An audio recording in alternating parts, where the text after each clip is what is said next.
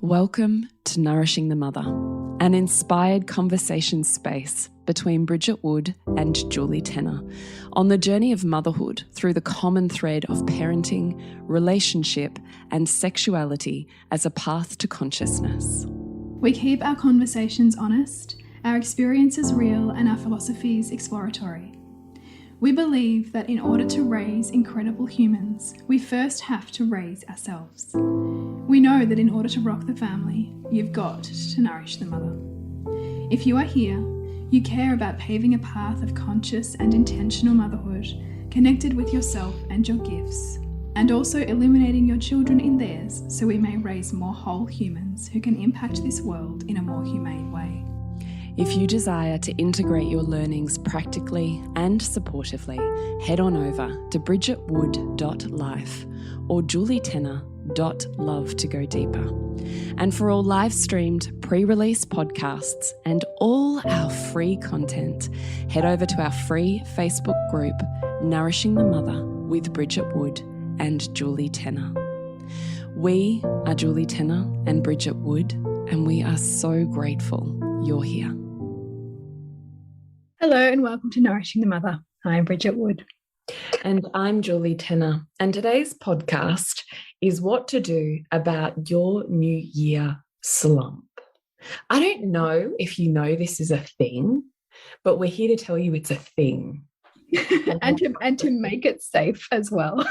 Yeah, and lots of people are going through it if that's where you find yourself right now. So the purpose of our conversation today is we do want to leave you with our tools, what we do and use, because Bridgie and I both go through a New Year slump every year on repeat. It's like rinse and repeat. I'm back here again. And we really just want to talk around it so that we normalize where you find yourself, so you feel less isolated, less hopeless, and hopefully more aligned with who you are becoming this year. So that is the purpose of our guiding light in today's podcast. Yeah, beautiful.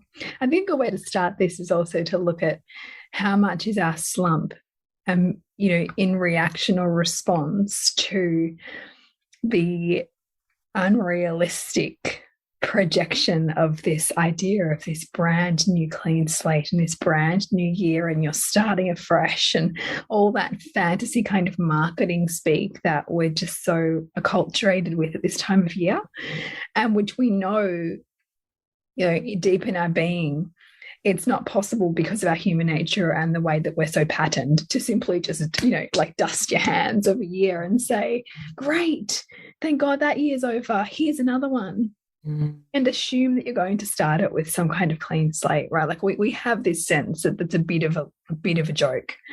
And so we're bombarded with all of this information and this energy that kind of says you can be all this and do all this, but yet actually, we're kind of counteracting that by going, no, that's not actually reality, and that there's actually function here for me to,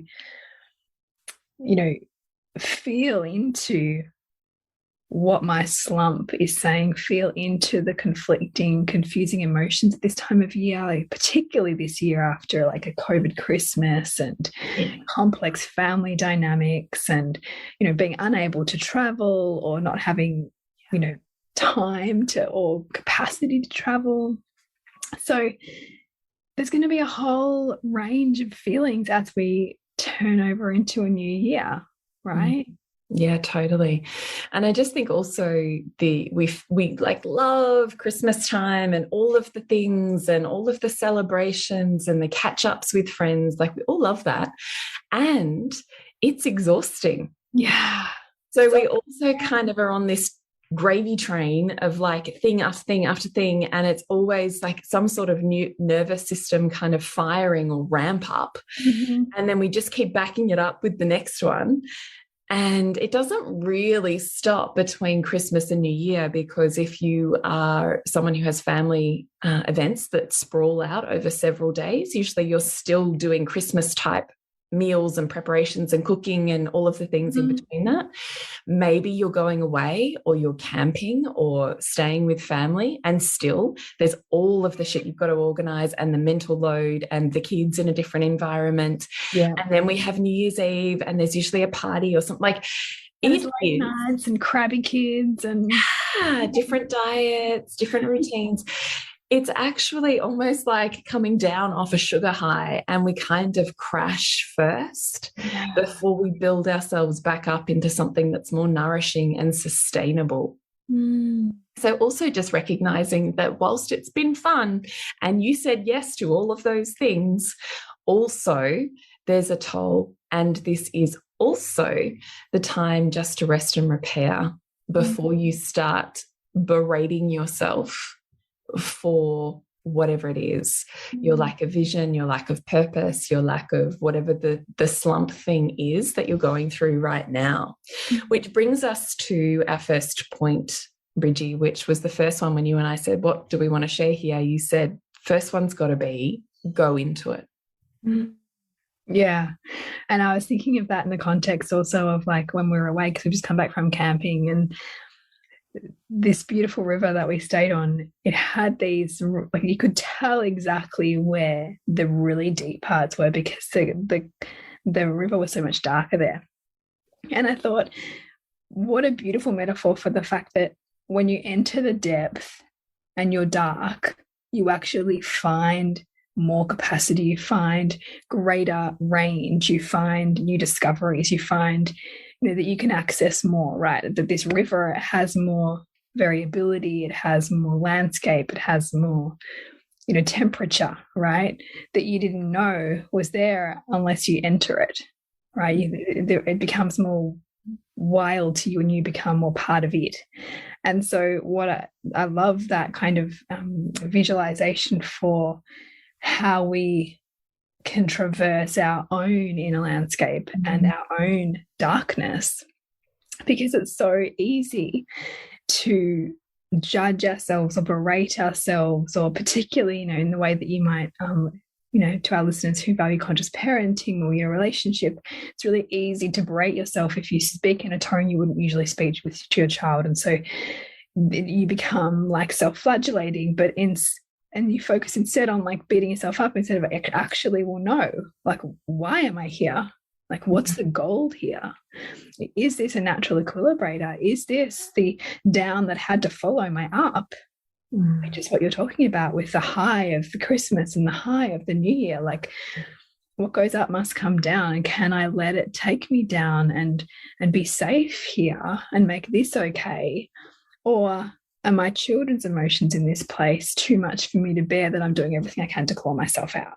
And like, I noticed that with myself today with my toddler, like she's hard to be around because I'm hard to be with too today.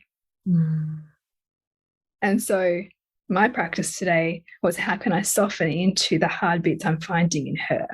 Because really they're just the pathway back to the hard bits I'm finding in me that I don't want to be with. And so as soon as I surrender to that and I drop to the floor with her, or I enter the place she keeps bringing to me, or I, just whatever the dynamic is that I find myself wanting to get out of, when I go there, like the dark part of the river or like the depth I didn't want to go to, I find, oh, actually, it's not so scary here. I can be here. And then I find the spaciousness and I come out the other side. And so I love that, for you, like, for what is here for you? For me, I go, well, I have unrealistic expectations of myself and my output right now. I have this sense that I'm going to click my fingers to be, inspired and lit up and know exactly what I'm doing. And so because I don't, I'm frustrated with myself and annoyed. I think that everybody should just pick up after themselves magically, and that just be something that they should just do, not a learned skill. So I'm getting pissed off at my own unrealistic expectations on my children, right? Pissed off at them for my unrealistic expectations. No, I'm more smirking because I'm like, who can't relate to literally everything you say? Yeah. So right, like, so how great is that you hear yourself in this, and that I know others hear themselves in it too, because we need to speak about this, and when we speak about it, we make it okay. Totally. Yeah. God, totally. I see. This is what happens. You do this, and I like become the listener, and I'm like, yeah, and then I forget. You forget what that's right. I have to navigate a conversation with you. Right, back on track. All right. I really loved your metaphor about the river. And are you talking about Tidal River? Yeah. Yeah. Such a magic river, that one, isn't it? Like, if you don't know Tidal River, then Google it, because the images are just magic.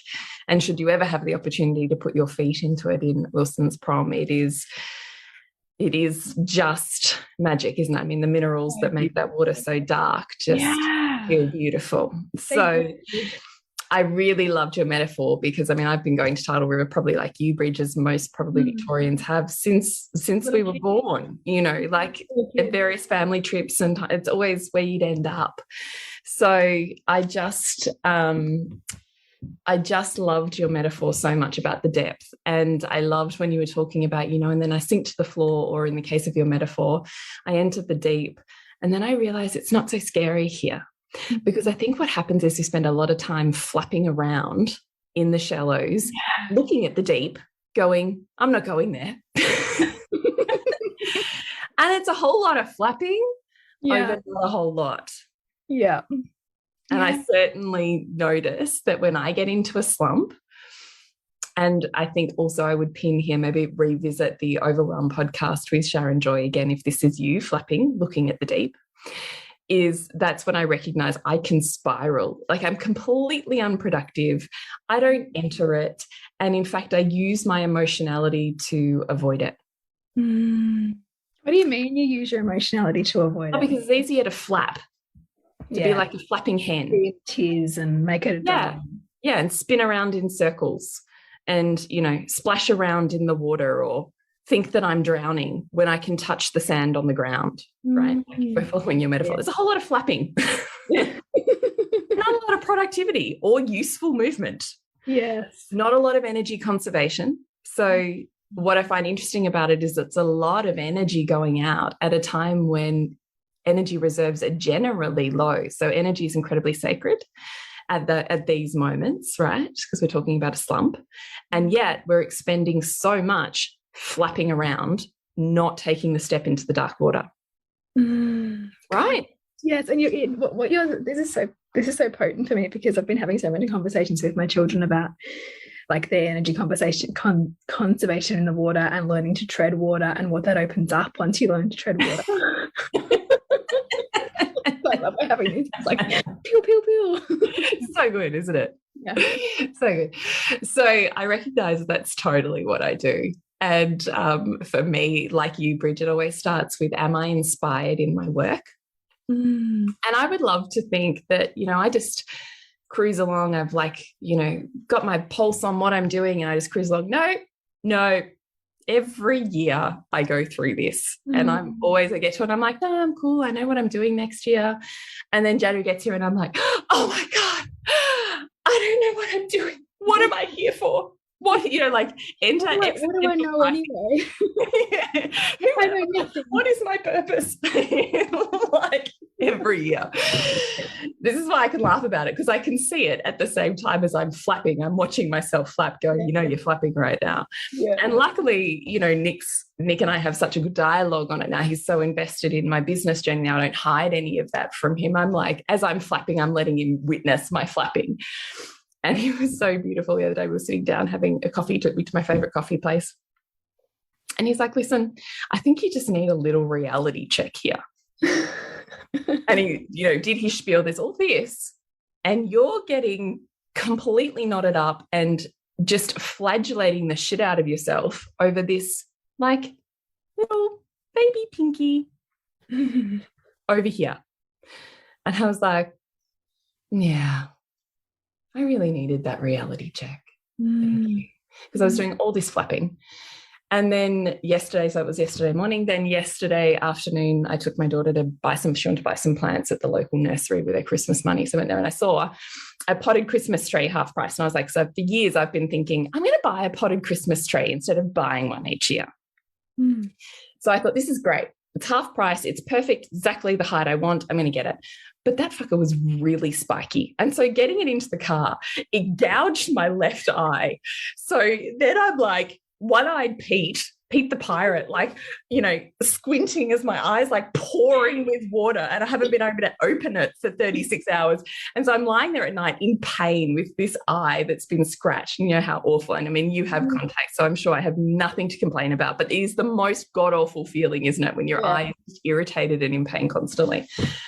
And I was lying there going, oh, okay, universe, I have now closed my left eye, my feminine, right? Like, it is pouring with tears. Like, it literally won't stop. It's in pain. I can't even open it, which is like vision, insight. The feminine is weeping. Yeah. So I was like, it's enough. So today I sat in the dark, you know, that you're talking about, which is what we're talking about here, to go into it. Okay, let's just feel it. What is actually here? Let's step it out instead of jumping. I've got to do all of the things, and then you hit overwhelm and you rebound into doing nothing again.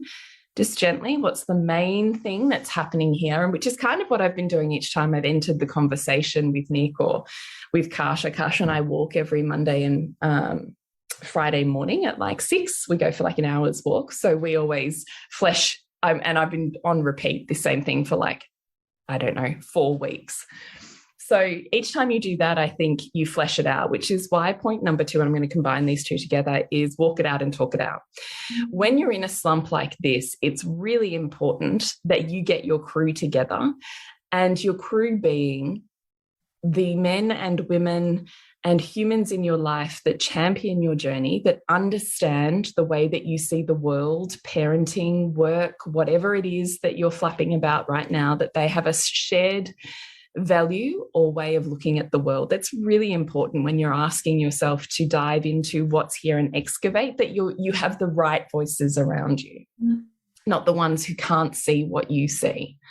So get your crew together, move your body, talk it out. Talk therapy is great. Sometimes just talking it out loud to yourself is just as therapeutic, but walk and talk and feel it. What is here? What is actually, if I actually like flapped and got into the flapping, what am I flapping about? Like, anchor it down. What are the things? What's here? What is it calling me into facing? So go into it, walk it out and talk it out, get your crew together, because it may be something that you need several weeks to process, and that's okay. And also too, I mean, on this point, I would touch on too that you've just also spent time with your immediate or extended family who've asked you what you do and what you're like, you know, like what you're focusing on, and, you know, has asked you, you know, all of the stuff around what your life looks like. And for many of those people, they're not going to understand you, understand your values, or why what's important to you is important to you. And so if you're not aware of that, sometimes you can take on board other people's opinions or judgments, and in that process disconnect from what lights you up, or disconnect from the value of what you provide or how you show up or what you choose to focus your energy on, and you can get wobbly. So when you're saying, Julie, talking it out, who you choose to talk it out with is really important. I would suggest that your mother or your mother-in-law or Uncle Joe is not going to get it. It's not going to. Some friends. And even some friends, exactly. Even some friends are not going to be the reflection that you need. 100%. Yes. Thank you for honing in on that, because that's exactly what I'm saying is choose who you talk about those things to wisely and carefully. Because you can love people, like you can love your friends, but they're not the people you're going to talk about that thing with. Yeah. And that's discernment. It's just knowing when to open and who to open to. Exactly. It's boundaried. Yeah, as opposed to just leaking it everywhere. Yeah. It's boundaried. So definitely, I think those two things are really important, that you just recognize you're flapping and work out what you need to anchor into what are the main points. Because generally when we're flapping, it's really not that big a deal. Like we make it a big deal, but at the end of the day, the thing is not that big of a deal. So just make sure you're really anchoring those down. This podcast is brought to you by Honey Club and Reimagining Motherhood, your spaces for intimacy and feminine embodiment and conscious parenting and inspiring motherhood. Come join us at julietanner.love and bridgetwood.life.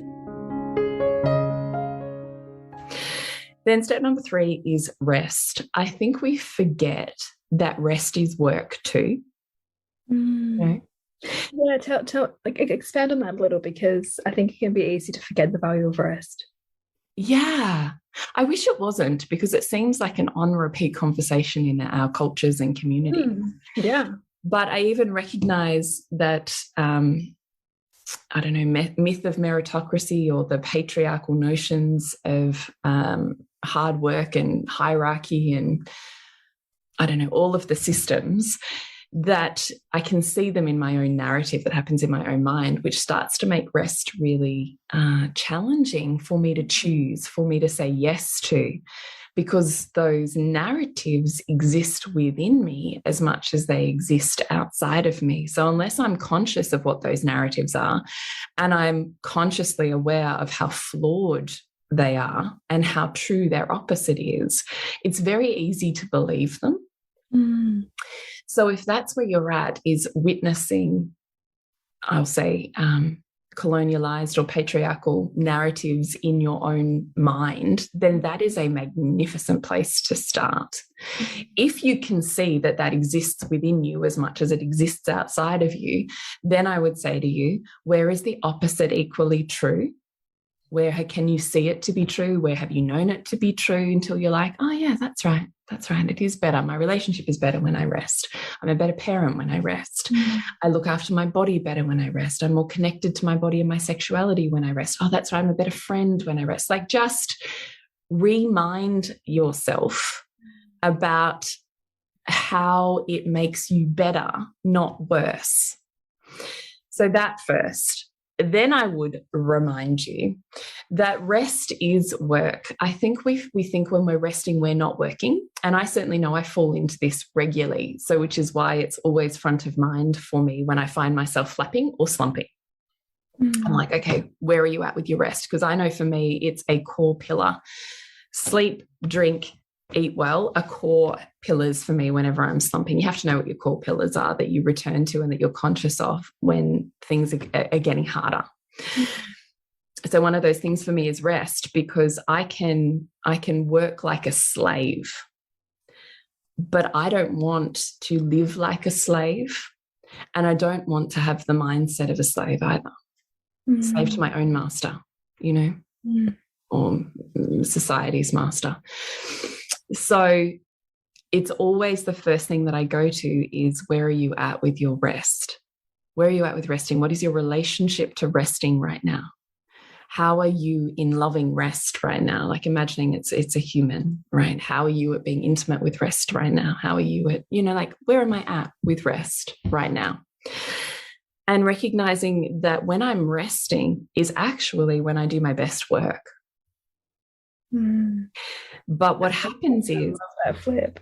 Yeah, but what happens is I can go, oh, well, I've only got, and I imagine that it's true for other mothers in particular that have little people around them, is that my child free time is so small. And particularly over the last 2 years, because we've been in lockdown and had no babysitting at all, those periods are so small that I find myself cramming like the actual work into it. And then I'm cramming either side of that all of the, you know, life Inc., family Inc. stuff that I've got to get done.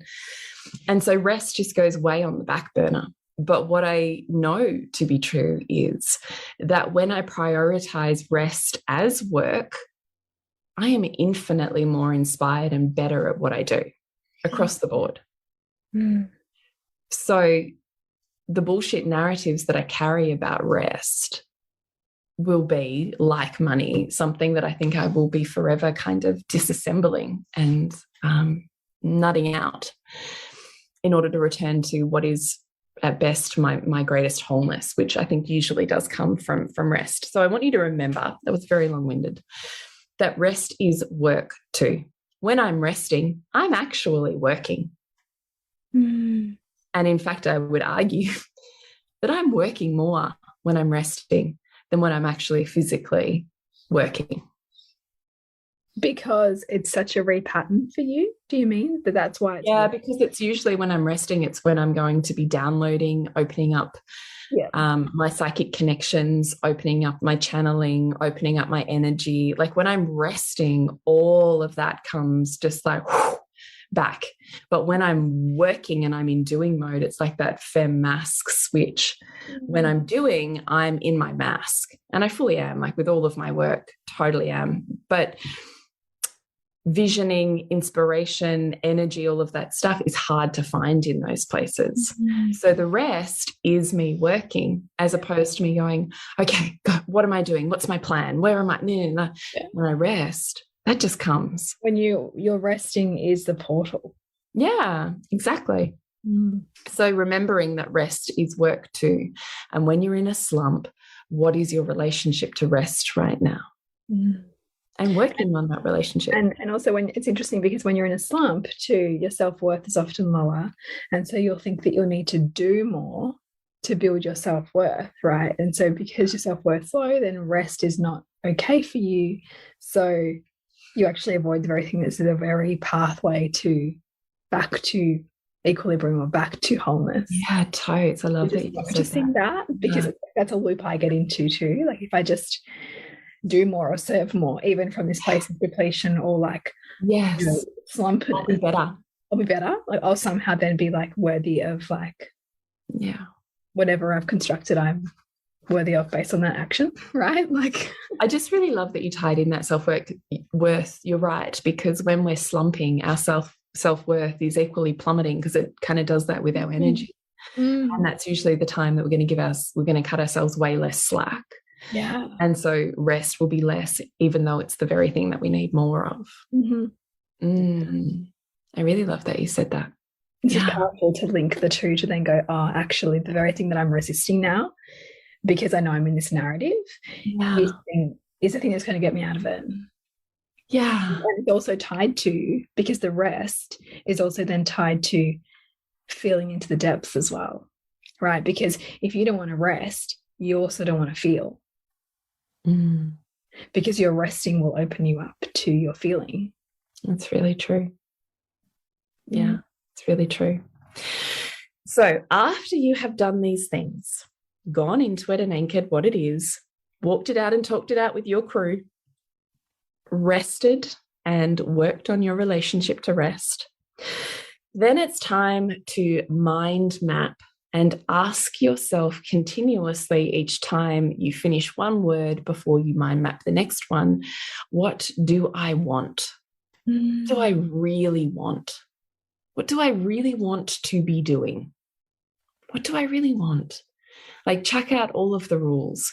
That's the question I ask myself continuously and all of the time. And I never make decisions until I have fully brain dumped. What do I actually want to do? This is such a great question. And I don't know about you, but I see actually examples of, I see why now when I parent and I'm edgy, why it's so hard for me to answer this question. Because I don't think there was ever a lot of scope for what I really wanted as a child, right? So even as an adult, to truly answer this question without limitation is a stretching. So I also want to make space for that too, because it can be full of like trepidation sometimes to answer that very basic question, which we should really be just be able to answer. But instead, because we'll often have layers that all in the way of like you talk about the money blocks or the rest blocks or whatever other blocks you've got are going to come up when you ask yourself this question, what do I really want? And if you can't answer what do I really want, then there's something in the way that says you can't have it. Yeah, I totally, amen. Love all of that. I would also add that if what do I want feels too lofty or hard to tangibly touch into, then adding doing, what do I want to be doing, I Mm. think simplifies it. So I literally do this as a review. So what do I really want to what do I just feel so good about? Like if I'm here to live my best life, not wait for retirement for this magic time when I'm like 75 or 80 to then do what I want. I don't want to do that.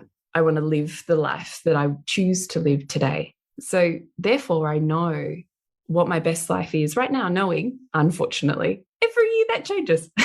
Yeah. It's not set in stone. But what do I want to be doing? Like, how do I actually want to be living? And when I know how I want to be living, what do I want to be doing that would feel so wonderful? And I just want to, like, I want to do that thing for work. And I just want to do that thing for my kids. And I just want to do that thing for or with my house and my partner, or like, we can always come up with what do I want to be doing if what I have right now isn't what I want, which it isn't if you're slumpy and you're resentful or frustrated. Yeah. You know what you don't want. Great. And like it's a what do you want? It's the whole thing, right? Because we're so much animal creatures, right? That we can spend so much of our time actually just moving away from pain, like just moving away from what we don't want. Yeah. And so this question is the question that pulls you towards your inspiration. Yes. But which you don't leave much room for if all you're doing is just in this hamster wheel of running away from pain, of running away from what you don't want. Yeah. I don't want this. I don't want this. I don't want this. And guess what? The law of manifestation. What are you continuously sending out there? I don't want this. I don't want this. I don't want this. Whatever you focus on grows. So if you're focusing on, I don't want this. I don't like this. I don't want this. I don't like this. Guess what you're getting more of? This. Yeah. Yeah.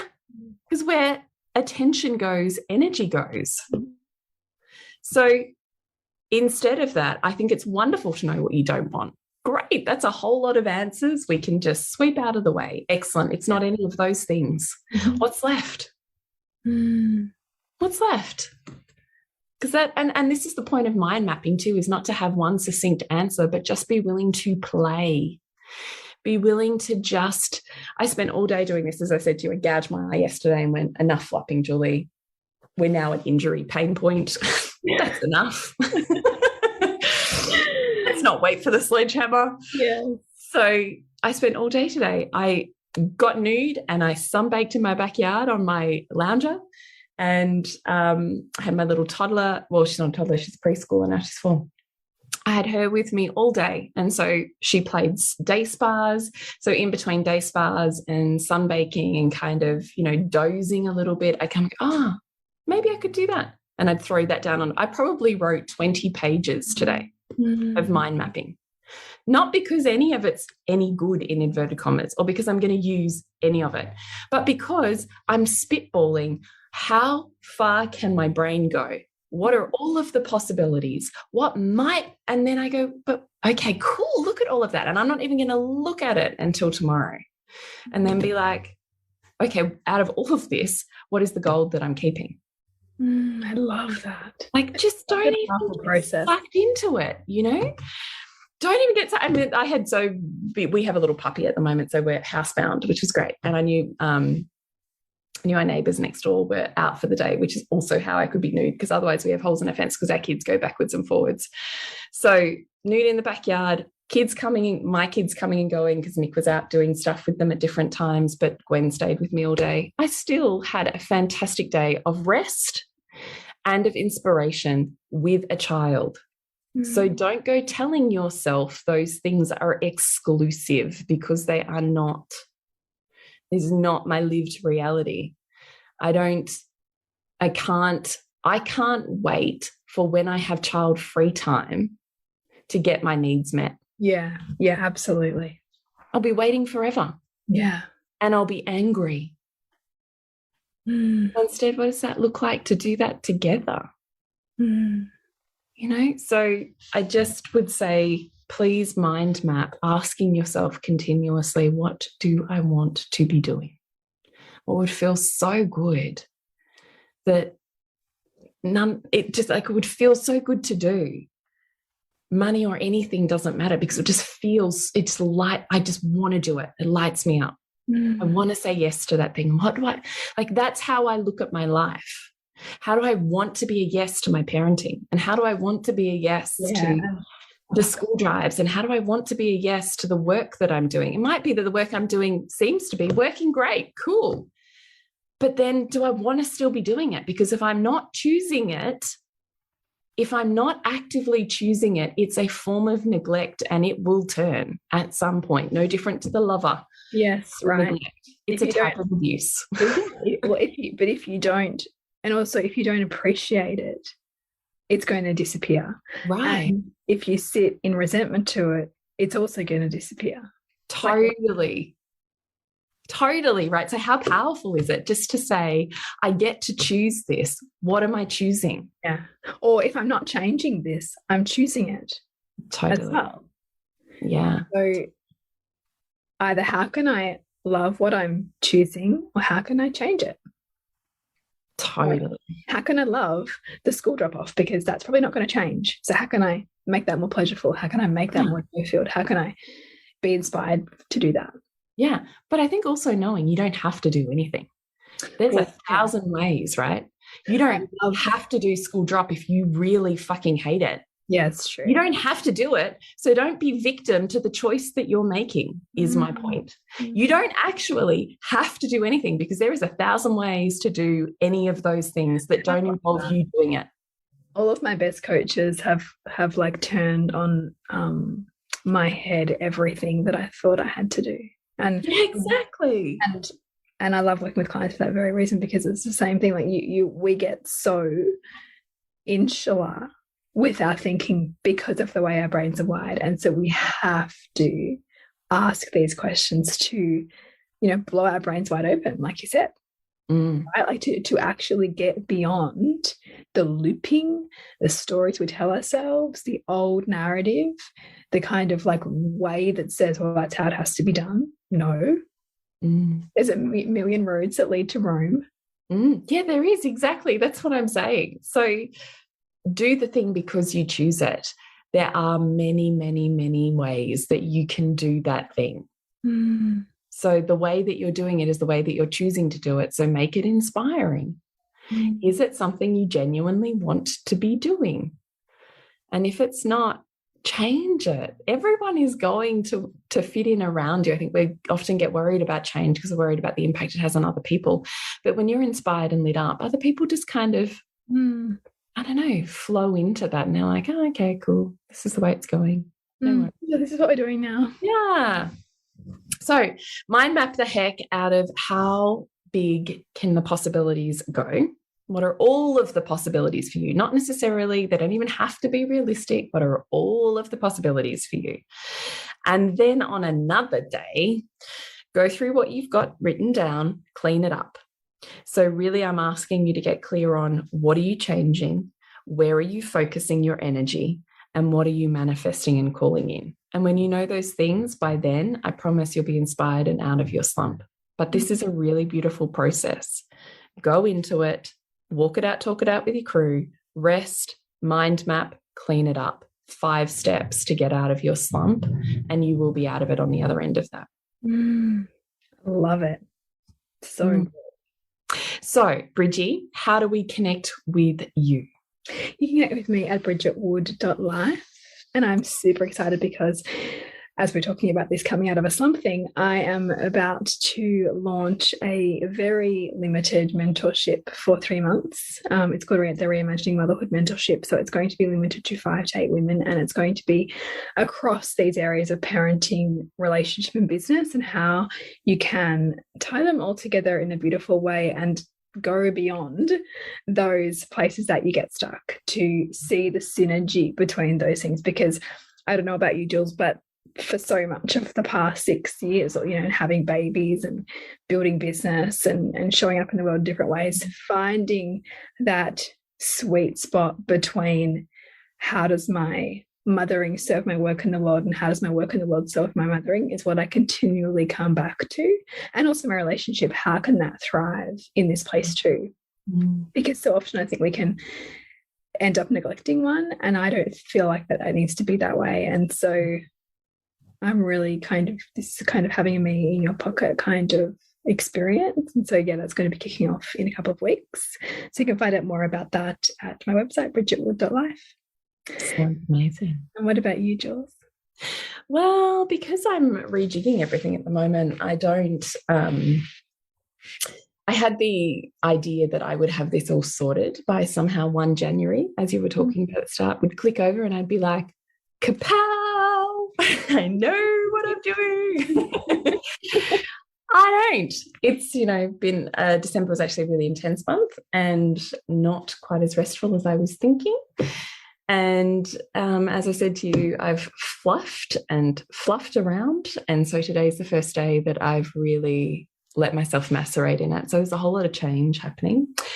I do still completely adore Queen's School and Sanctum and Lovers School. So they are coming up. Queen's School starts in Feb. But in terms of Wildflower and Honey Clump, I am sitting with what is the best possible thing that I want to do in there that would feel lit up and inspired and be of the deepest service. And I'm not fully resolute on that yet. So I don't have anything to tell you about right now, but stay tuned because there will be very soon places and spaces to join at julietenner.love.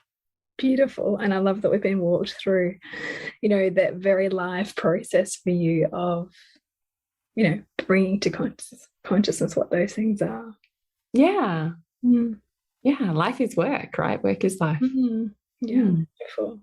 And you can connect with us at nourishingthemother.com.au, Nourishing the Mother on Facebook and Instagram. If you have a question, we would love to answer it. So please reach out. You can contact either Bridge or I, so bridgetwood.life, julietenner.love, or through Nourishing the Mother. And we would love to hear from you and answer your questions and direct the conversation where you need it to go. We would. Remember to nourish the woman, to rock the family. And we'll see you next week when we continue to peel back the layers on your mothering journey.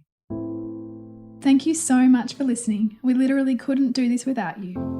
Please share this podcast with anyone you think it would be medicine for. If you desire to integrate your learnings practically and supportively into your life, then head on over to bridgetwood.life or julietenner.love to go deeper. And if you feel like giving back a little to this free content, please rate us on iTunes or Facebook, all of which helps the podcast reach more mamas who need this type of tonic for the soul.